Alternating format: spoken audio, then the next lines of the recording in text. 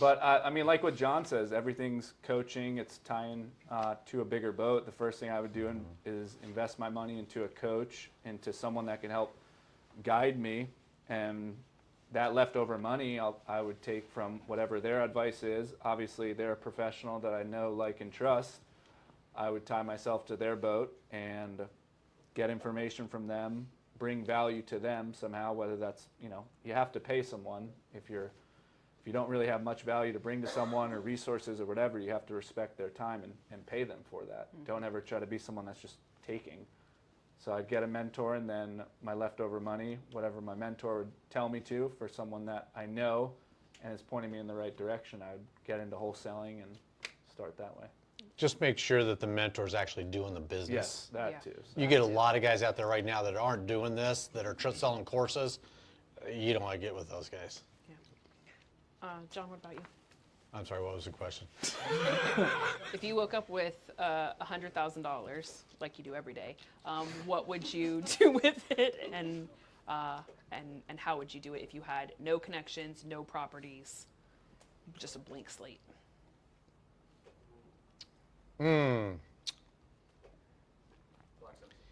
What's that? Yeah.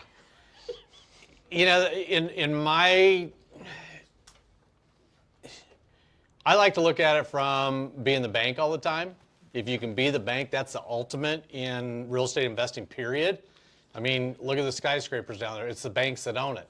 It's because of the way they do it. If you can take that $100,000 and take that and don't buy one house, but buy 5 houses with $20,000 down, do that, start building that portfolio. If you get that going, theoretically with our model, if you got 5 houses times $600 a door, what do you got coming in? Plus the $15,000 worth of option fees coming in. That's where I would start it and start building it up from there. And then start doing DSCR loans, refinancing back out, and turning that money again. So I would, back to hiring coaches, because that's exactly what I did. How I got into this is I didn't realize I was getting into real estate before I did, but I always buy rough houses and fix them up because I knew that side of things from the trade. So I was actually able to do that, flip my first house, pocketed 80 grand, and that's when I was able to quit my job and go full time because I had that nest egg set aside to cover my mortgage for a while on the new fix and flip that I was living in, or live and flip, whatever you want to call it. That and the coaching, I've spent more in coaching than probably most people because I'm fair, but because I'm always optimistic too and trying to find that next level up. Who can I get to tie to a bigger boat? And you're going to spend some money, and there's going to be some coaches, that were not doing it, and I didn't vet them well enough, and I lost some money on. But everything that you don't lose, you just learn. So that's why I'm big on spending the money to stand on the shoulders of giants and do it right. I love that. Yeah. Can I intervene just a second? Yeah. Michelle, how much have we spent on coaching on that one coaching deal we did? It's like $25,000. No. The biggest waste of frickin' money there was. We didn't get anything out of it. Was it Tony Mont?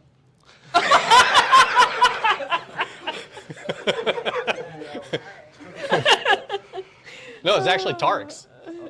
Everybody knows who Tark is, or should. Mm-hmm. It was his stuff, and it wasn't worth a shit. It was like the fortune builders. Yeah.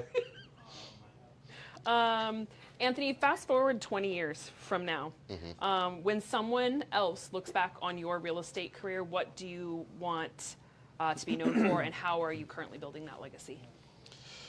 I hope nobody knows me in 20 years and I'm living on a ranch away from the world. That's the goal. That's fair. Just that I was ethical and honest, and that I left a path for other people to follow in my footsteps, because it's just try to pay it forward, because a lot of people have helped me when I didn't feel I deserved it or wasn't ready for it. So I appreciate all the people that have helped me get to where I am today and try to pass that forward.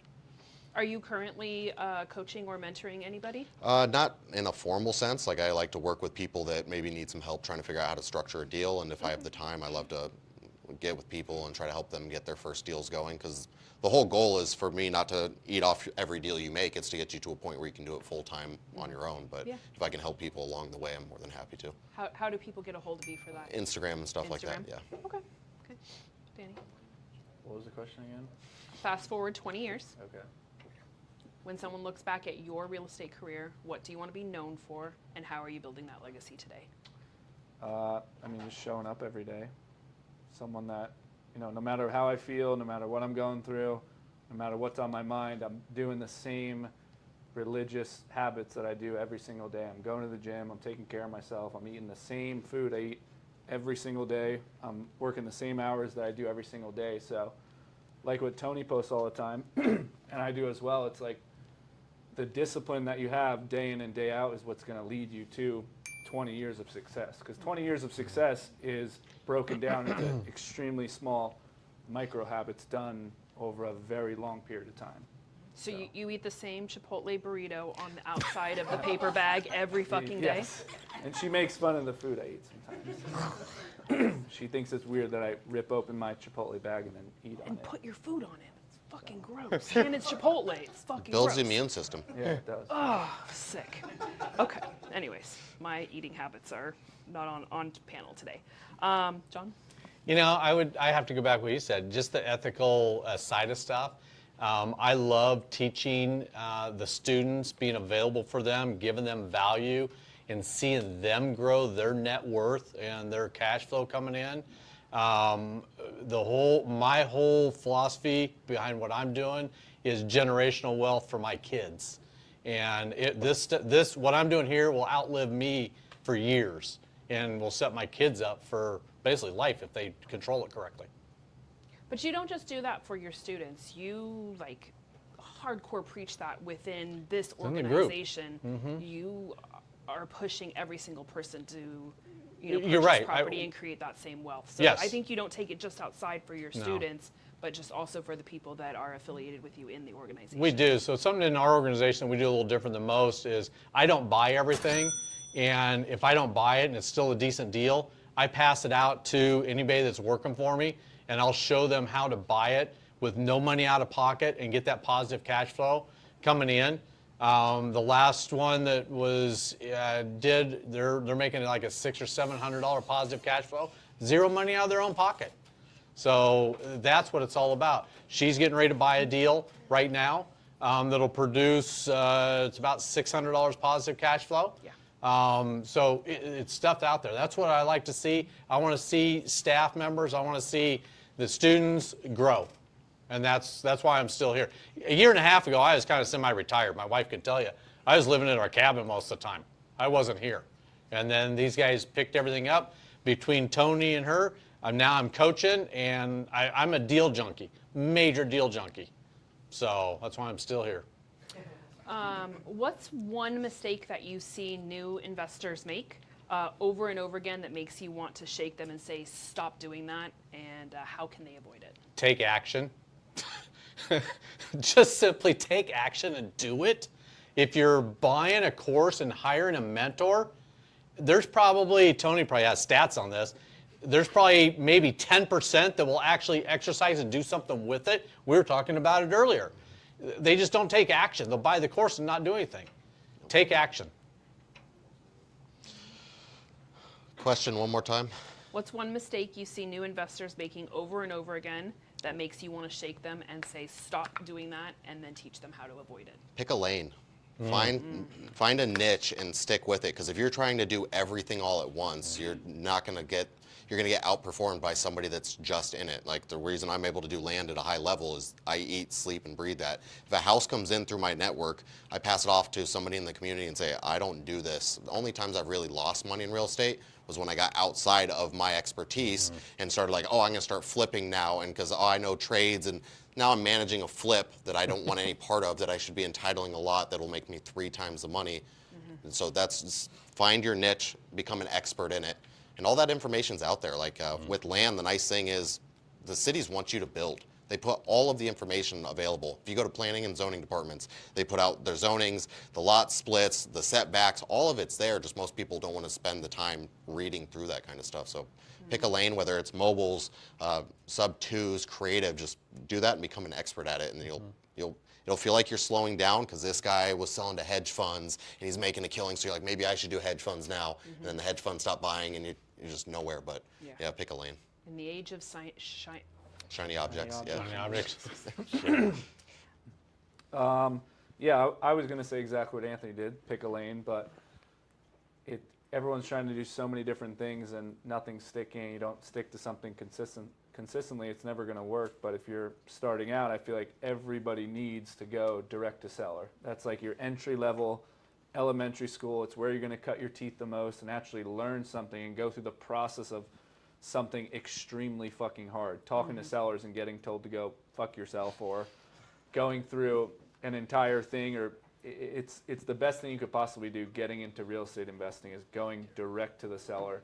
And I feel like that's, if you're a newbie, that's how everybody should start, is going right directly to the seller and sticking with that over a long duration of time, because that will eventually get into middle school, which is flipping, high school, which is, you know, land, mobiles, whatever it is. You have to progress into things. My 6-year journey wasn't, you know, done overnight. I started going direct to seller, calling, meeting with homeowners, shaking hands, and it's the best thing you can do, and it's the best experience that you can get. Bless you. Anthony, what's the craziest or most unexpected thing that's ever happened during a deal? Something that actually made you step back and question, like, fuck, is this for me? I mean, it's all just kind of par for the course at this point. I've never had a moment where like, this is for me, but so many people die in the middle of a deal, or you're having to remove a squatter that's threatening to come to your house and kill you and all that kind of stuff. So it's all, I enjoy it though. I thrive in the chaos. I'm kind of broken as a person. So it feels good to me. Like, I enjoy, like, when shit's hitting the fan, I'm like, all right, here we go. But just learning to be uncomfortable and when the room's on fire, because there'll be months where you will lose money. Like, I've lost a lot of money on a lot of different months, and when you feel like you're never going to do it, then you rip $100K that next month, and it just made up for those 3 months that you just lost money on marketing. So it's just consistency will outperform every time. It's just the longer you're in the game, the more likely you are to win. Okay, fair enough. Repeat that, please. What's the craziest or most unexpected thing that's ever happened during a deal? Something that made you step back and say, fuck. I don't know if I have anything like that, to be honest with you. Okay. No deals. Except for our current one. I can hear you over there. Okay, what's the current one? We have a current deal where he died. Yeah, no power of attorney. The power of attorney is now invalid. It's a $120K banger, and we're fucked. Who are the heirs? Yeah, The heir is the power of attorney. We're going through probate, but Yeah. it's fuck. So this is what's so cool about my team, is I don't know anything about this shit. They just handle it, and that's what building a great team is all about. And you don't find that very easy. We really didn't want to tell you about that Yeah. one. So that's why you don't know anything about it. Thanks. There you go. That's it. Now I'm stepping back. We'll let you know when it closes. We'll Thanks. fix it. I'll fix it. It's fine. My craziest thing was honestly recently, which was the absolute most nuts thing ever. And Thank you. Appreciate we bought 3 mobile homes sight unseen with occupants in it, and you should always verify the occupant that's in it. And it's a huge learning experience for me too, because I've never been through something like this. And the occupant that was in there, we go to evict, and these people some of these people in Mesa are literally professional scammers. They know the law inside and out, and it's the craziest thing I've ever fucking seen. Kurt and I, you know, talk about it every other day because it's that fucking crazy. But we go to file an eviction, and this occupant claims that he has ownership in the property, which we think is complete bullshit. And the day before the eviction hearing, he works with a notary and fraudulently creates a deed, and gets a deed from 2 years ago with a property owner and records it against the property, showing that he is a legitimate owner from the old property owner. So the eviction court says, whoa, we can't evict. We have an ownership issue. You guys need to go sort that out. Now we hire keep in mind we spent money on an eviction attorney. Now we go and get our other attorney to sue him for a quiet title action, which shows, hey, your claim is invalid. We send notices to the notary as well to show his ledger, showing that it should be done legitimate, which it wasn't. So now we sue the notary's insurance policy as well to recuperate money from that.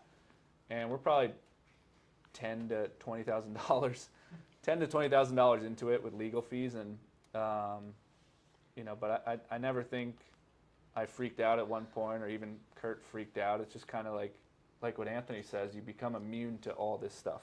And you just have this kind of stoic mentality of like, whatever the fuck comes my way, it's like, I'm going to relax and figure it out.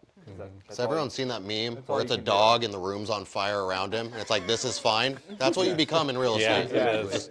So It all is. these, and it's a learning experience again, because we never verified the occupants. We never knocked the door.